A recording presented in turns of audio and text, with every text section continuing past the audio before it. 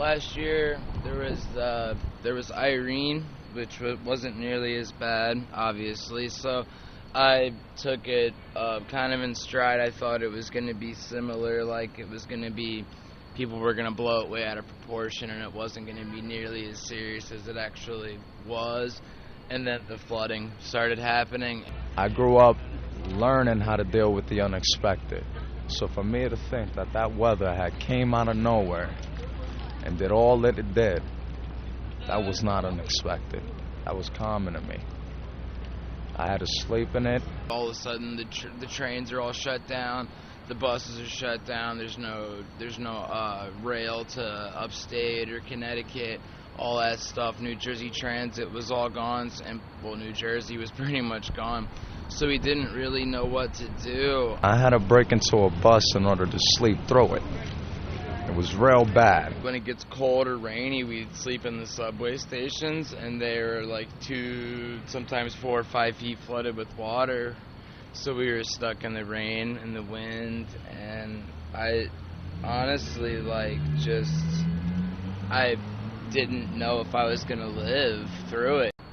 Nobody was really being very friendly to the homeless population, they were saying that there were shelters, but they weren't giving any real details on the shelters or anything like that.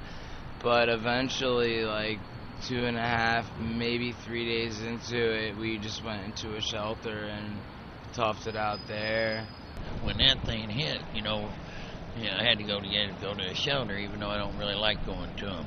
But now when he got to the shelter, so many people were getting wiped out and stuff that it was getting filled up with families, people with kids, everything. And to see them people coming in, and some of them, the kids in tears, everything, because they done lost everything, and it just ripped my heart out, to see that, for me to lose everything is one thing, because my kids and them all have to know everything, I made sure of that.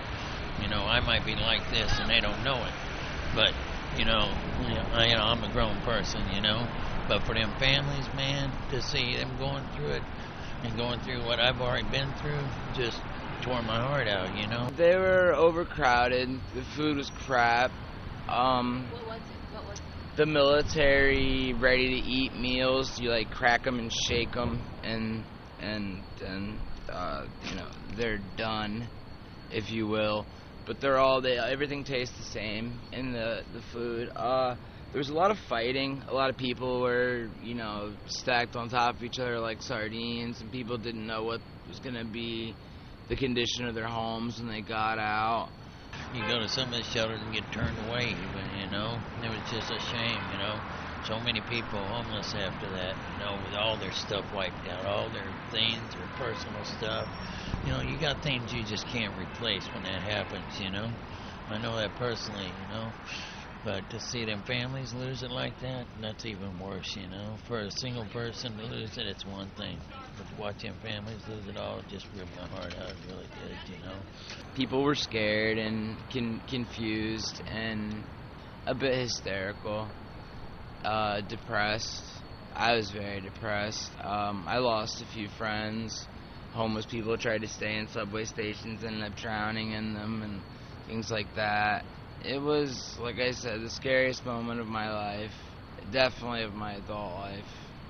I'll probably always remember that, it just tears you apart inside to see that,